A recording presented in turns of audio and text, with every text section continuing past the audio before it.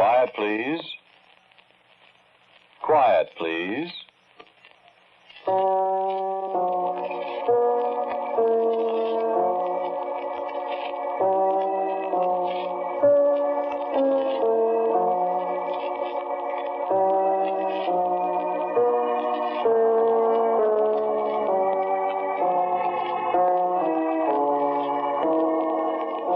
The American Broadcasting Company presents Quiet, Please, which is written and directed by Willis Cooper, which features Ernest Chappell. Quiet, Please for today is called The Evening and the Morning.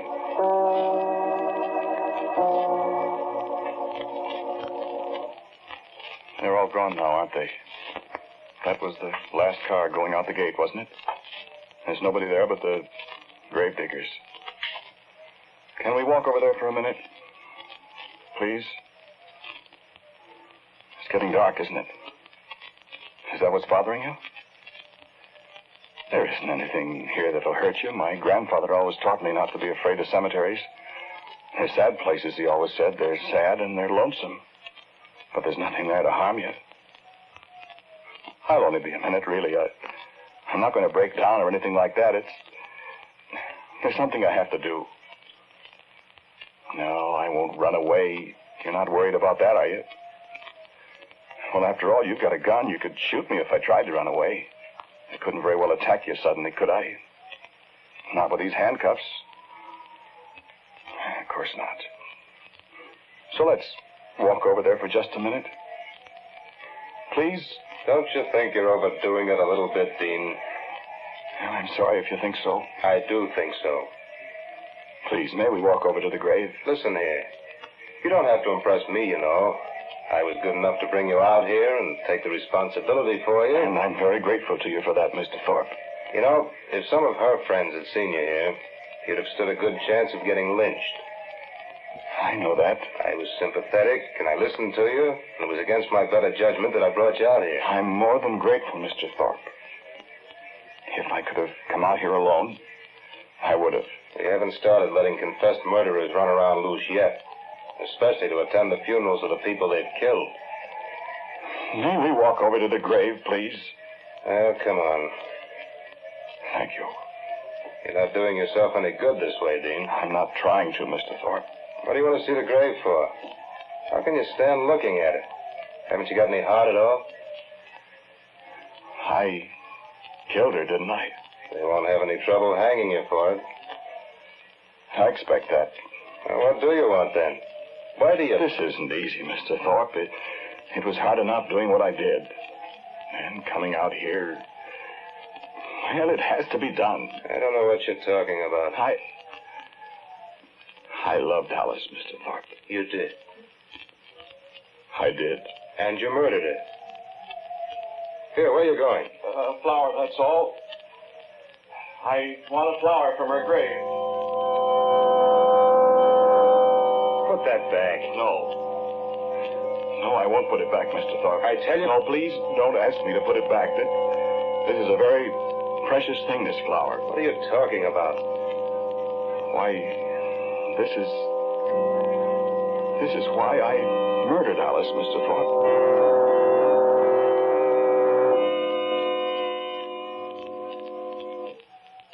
It's very good of you to walk back with me instead of riding. It's really a great favor, Mr. Thorpe, and I might as well tell you well, I would have insisted on walking if you hadn't agreed so readily. Insisted. You see, if you hadn't consented, I'd have just stayed there. And it would have been awkward for you because I think I'm stronger than you and I could have resisted you. I don't believe you would have used your gun. Even if you had threatened me, I wouldn't have moved. So I'm very grateful to you. Because it's important for me to walk back. It's the last walk in the open air you're likely to have. Yes. I suppose it is. You're a strange character, Dean. Well, you're rather unusual yourself, sir. Walking peacefully down a dark road with a murderer all alone. You may not have noticed that I've got my hand in my coat pocket. So you have. And in my coat pocket is a gun. Of course. So let's not get any ideas because I've been stupid enough to humor you a little. I have no intention of trying to escape. Thank you. Did you ever walk along the cemetery road before? No. I have. I know every inch of it. Morbid. No. First time was with Alice. The woman you killed? Yes. I walked back with her from her husband's funeral a year ago. So now you're walking back from hers. Did you kill him, too? I know. Don't you remember? He was killed in a motor accident. Oh, yes. Francis, that was his name. Francis. Yes. Were you, in love with Alice then? I think I've always been in love with Alice. I see. But Alice loved Francis. I begin to see a motive now. Motive? For murdering her. She was still in love with her husband. She wouldn't have you, so you killed her. No. What? No, that wasn't my motive. What was then? I remember walking along this same road, Alice and I, a year ago. Just a year ago, day before yesterday. It was the same kind of evening, too. Cold and misty. Threatening snow like it is now. We'd stayed there at the cemetery after everybody else had gone, Alice and I. And now we were coming back home.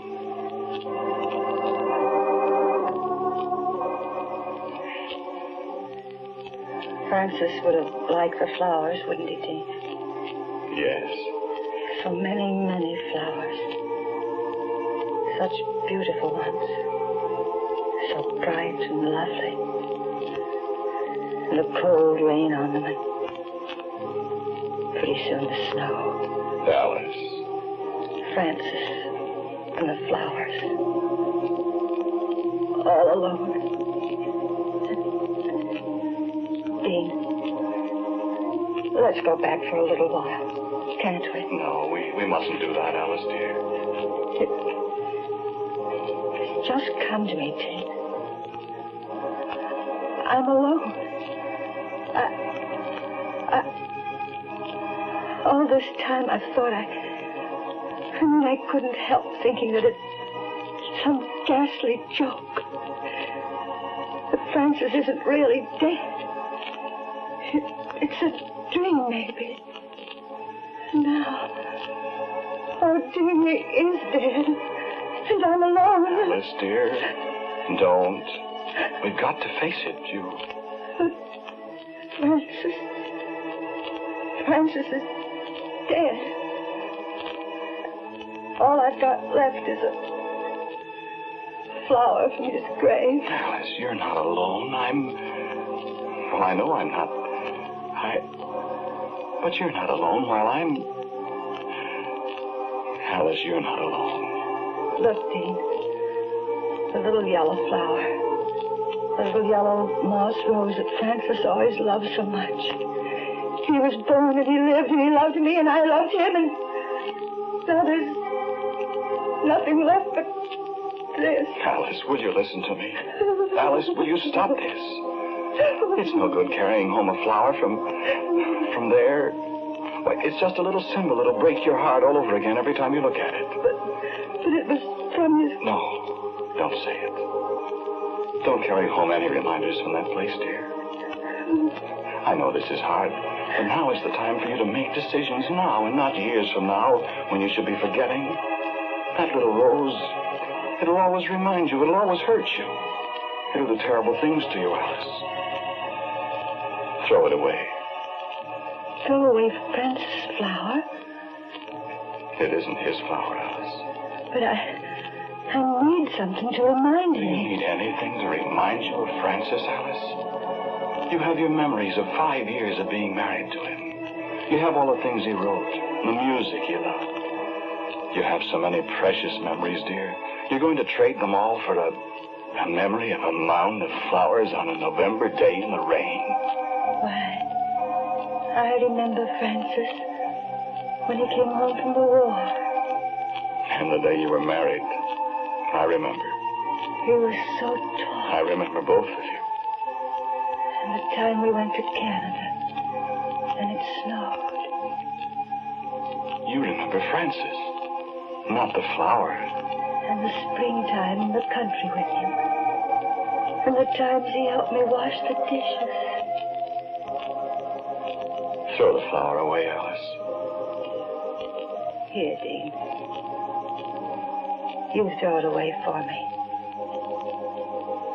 I want to, but I'm afraid. Throw it away, Dean, and let me keep Francis in my heart.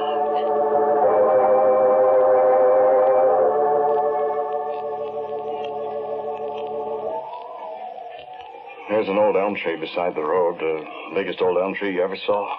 We'll be walking past it in a few minutes. I'll show it to you, Mr. Thorpe. You certainly talk as if you loved that woman, Dean. I did love her. I do love her. Well, why did you kill her then? Because I loved her. And because she loved Francis. I said that was it. No. You're right in what you said, but you're forming the wrong conclusions, Mr. Thorpe. How? You think that I murdered her in a fit of anger because she refused to marry me. Of course. Well, that isn't true. I don't understand you. I'll explain it all to you. It doesn't need much explaining to me. I'll explain it. Well, what happened?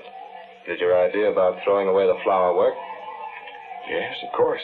But you're carrying away a flower from her grave. Yes. Why? Perhaps I want my memories of Alice to be that grave out there in the rain. Adding to your own punishment. Yes, that's part of it. I realize that I must pay a price for what I've done. I do that gladly. And I mean that. I mean, I'm really glad to pay it.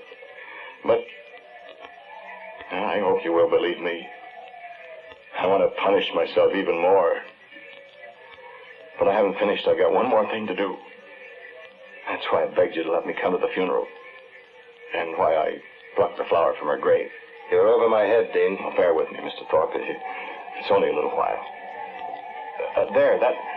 That's the big elm tree I told you about. You see it? There's a little street light just beyond it. What about it? There's a bus stop just beyond it. We can wait there for a bus if you like. Yes, I see somebody waiting there now. I think it's a good idea. I'm tired. I wish you'd tell me, though, why you did do it, Dean. Not that it'll make any difference. Not with your confession and all that. Mr. Thorpe, are you superstitious? Me? No. It's nonsense. No, it isn't nonsense. A great many superstitions are founded on fact. A great many. I don't believe in ghosts, if that's what you mean. You know, Francis was a writer. Yes? A writer of supernatural stories. I didn't know that. He had a very thorough understanding of superstitions, beliefs of all kinds. He had a large library of source material on that subject. Did he believe in ghosts? He was a rational man, Mr. Thorpe. And my very good friend. All right. I saw a good deal of Alice in the years since Francis was killed. In the first few months when she was having to reconstruct her life, when she was having to reconcile herself to the fact that she was alone, that Francis was gone out of her world, I spent a good deal of time with her. And I was gratified that she was taking it very well. She did the house over completely, with the exception of the room he'd used for study.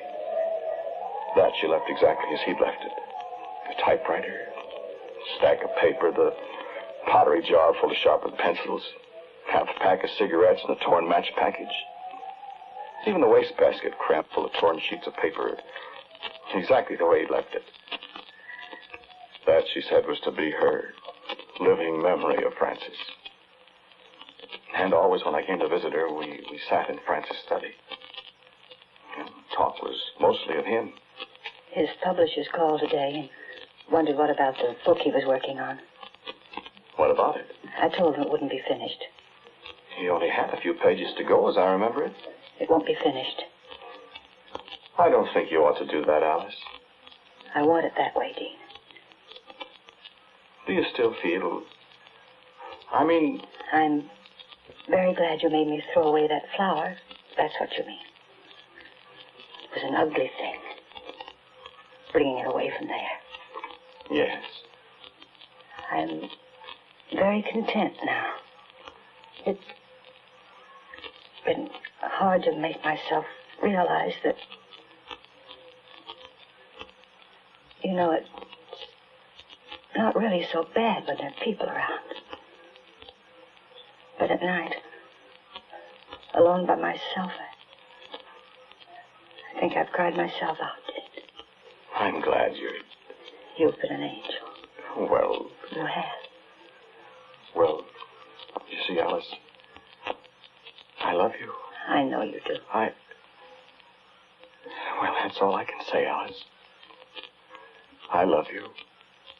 It's a horrible thing to have to say to the widow of my best friend, but... Widow? Well, Alice... Widow, you said. But Alice... You call me his widow. I'm not. Darling. No. Get away from me. I'm not his widow. Do you hear me? I'm Francis' wife.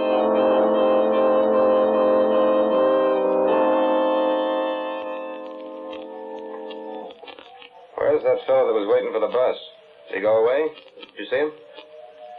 Yes, I saw him. So she did get mad at you, huh?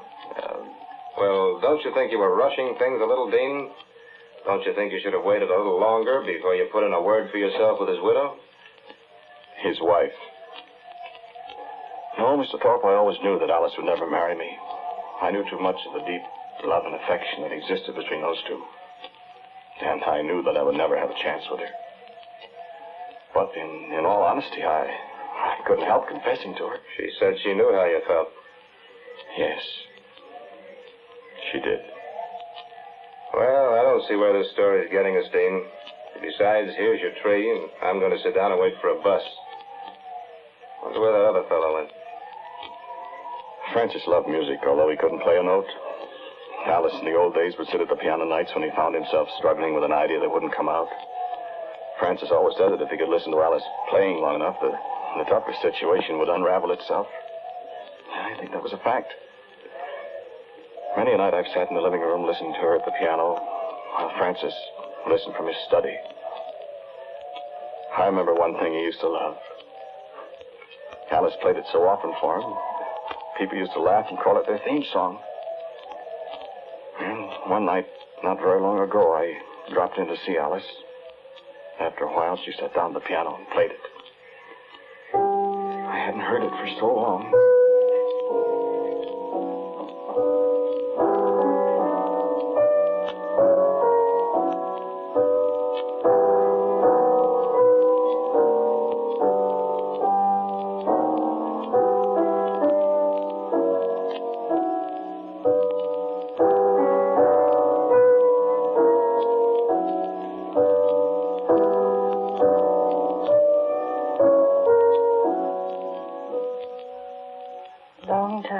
I've played that, isn't it, Dean?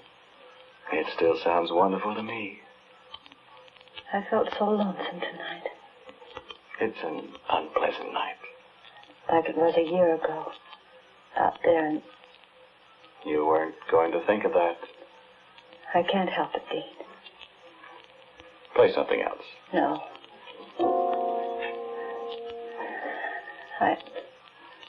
I wonder if Francis is lonesome, too. Alice. No. I've been dreaming about him, Dean. Well, I suppose that's natural. He's always trying to tell me something. It's so vague. But he's lost. And he wants me so. You're morbid tonight. No. No, I'm not, Dean. I thought I was getting over missing Francis, Dean. But I'll never get over it. Thought I'd forget him.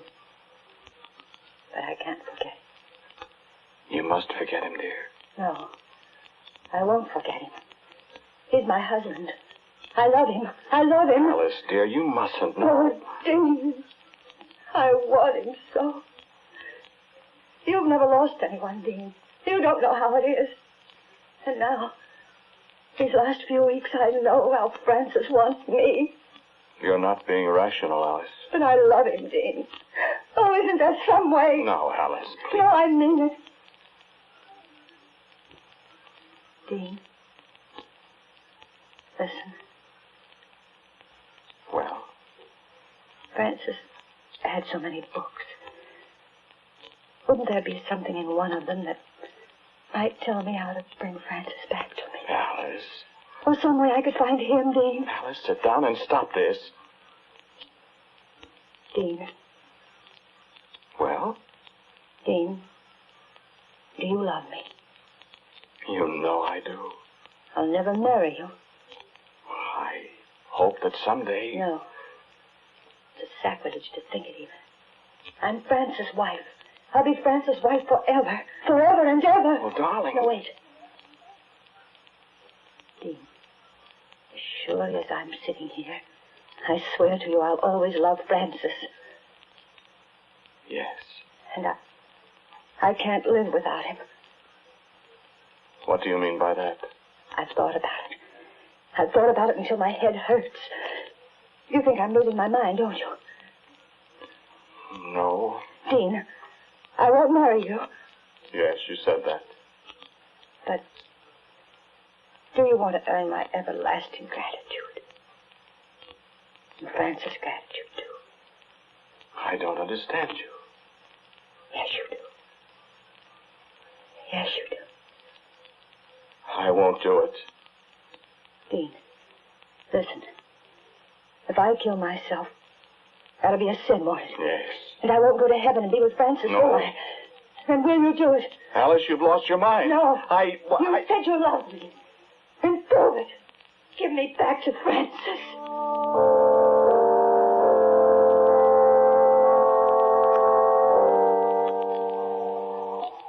That's a great story, Dean. That's a great story. Yes, it is. Isn't it? It's not the story you told when they arrested you. No.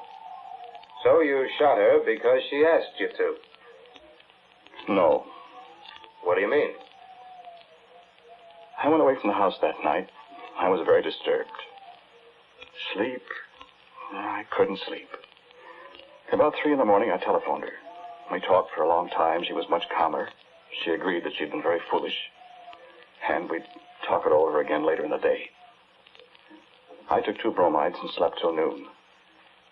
And then in the afternoon, she telephoned me, woke me up. Come over right away, she said. Come over now. Hurry.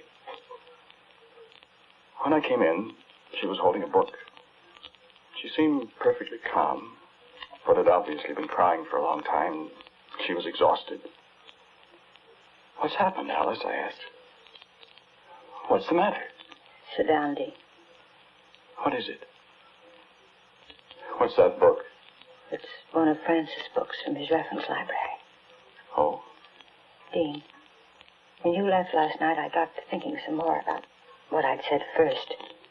That maybe there was something in one of Francis' books that would tell me how to bring us together again. Alice, I thought Be still. I went in there, and I looked at a lot of books. Some of them I couldn't understand. But I found one. I found this one. What is it? Dean, you murdered Francis. I what? You murdered his soul. Alice, what are you talking about? Do you remember the flower from his grave? Why, yes. Yes, of course. Look at the book. Dictionary of Superstitions and Mythology. Bonneger, Paris, 1927. Well, what about it? Page 101. I've marked it. Read it. Flowers. If a flower be plucked from a grave that hath been afterwards thrown away, the place where the flower falls will be haunted. Alice, what is this? It's true, Dean. It's superstition, for heaven's sake. It's true. Oh, now, come now. It's true. How do you know? Because I went out to the cemetery road. And I went to the elm tree where you threw the flower away almost a year ago. You went... When did you go out there? This morning. While it was still dark. This morning? And it's true. I know. Francis is there. Chained to that spot forever and ever. Oh, Dean, what are we going to do? We did it, you and I. What are we going to do?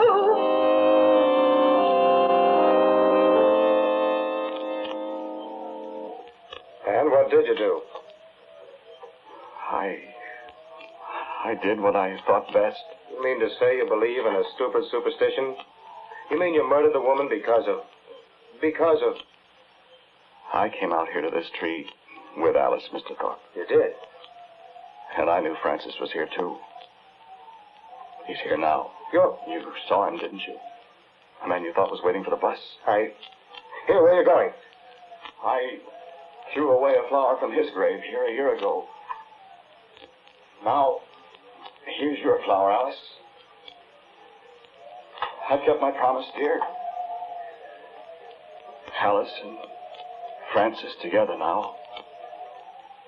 Forever. You don't believe that. Listen.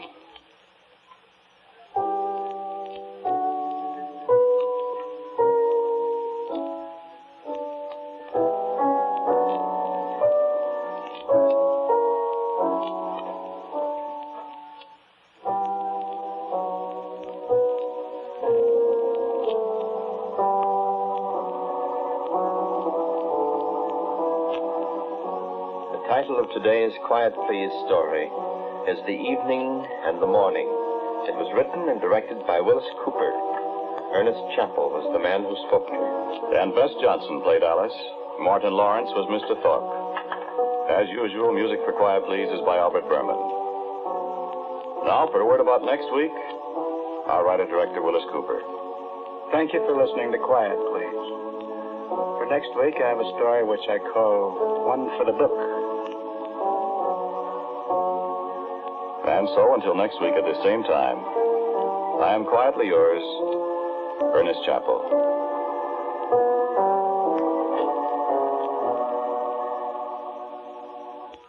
And now, a listening reminder.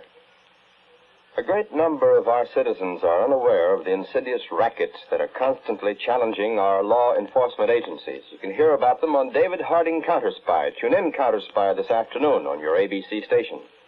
This is ABC, the American Broadcasting Company.